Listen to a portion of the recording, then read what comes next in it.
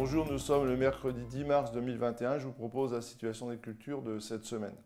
Alors, concernant les blés et les orges d'hiver, en fait, on est en période de plein talage et on observe sur certaines parcelles des décollements d'épis qui sont souvent dus à des cales cellulaires qui poussent l'épi dans la tige, mais on reste aujourd'hui encore en période de talage. Alors, ce phénomène est souvent observé régulièrement depuis quelques années. Les conditions physiologiques des plantes et les conditions climatiques ne sont pas réunies. Les interventions sur des régulateurs de croissance arriveront plutôt à la fin du mois de mars. Pour l'instant, on est toujours sur cette période de talage. Au niveau des maladies, pendant l'hiver, on observait pas mal de taches de septoriose et d'oïdium sur les feuilles. Et avec la période de gel de ces dernières semaines, finalement, toutes ces feuilles ont disparu, elles sont retombées au sol. Et donc aujourd'hui, la situation sanitaire est beaucoup plus saine, on a beaucoup moins de feuilles contaminées. Donc on est plutôt sur une situation plutôt favorable.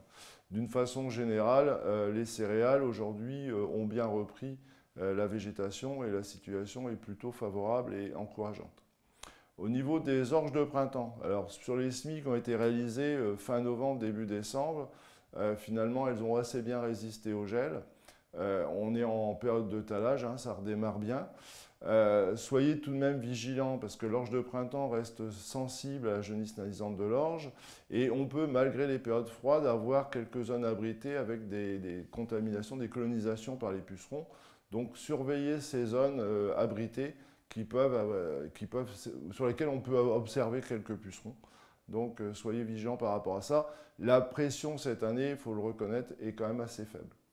Alors pour les pois d'hiver, en fait, la végétation est repartie. Les pois sont très beaux cette année. On n'a pas eu ou très peu de dégâts de gel. La priorité aujourd'hui, c'est le désherbage de postes levés lorsque ça n'a pas été fait en poste semis. Il faut attendre malgré tout des conditions climatiques un petit peu plus favorables et notamment ne plus avoir de gel le matin pour pouvoir réaliser ces désherbages. Sur les colzas, aujourd'hui les parcelles les plus avancées sont au stade D2. Donc on voit clairement les boutons floraux.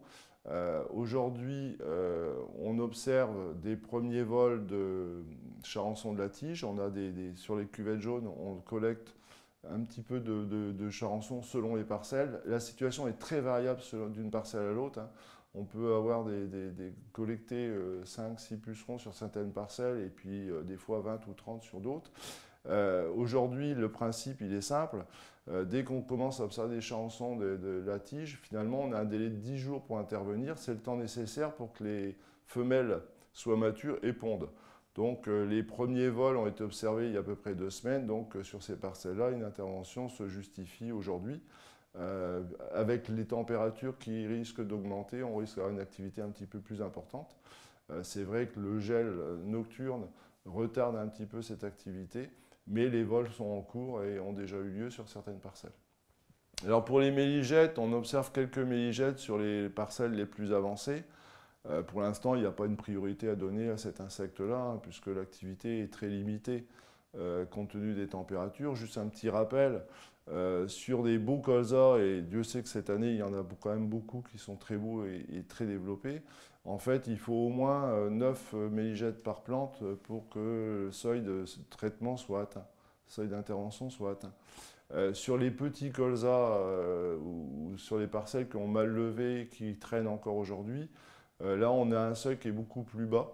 On considère que 2 à 3 méligettes par plante, ça peut déclencher une intervention, ou que 2 tiers des plantes sont porteuses d'au moins un méligette.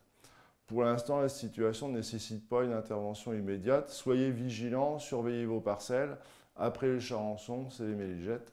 Donc soyez vigilants. Si on a des remontées de température avec le retour des pluies, on risque d'avoir une activité du méligette plus généralisée sur le département.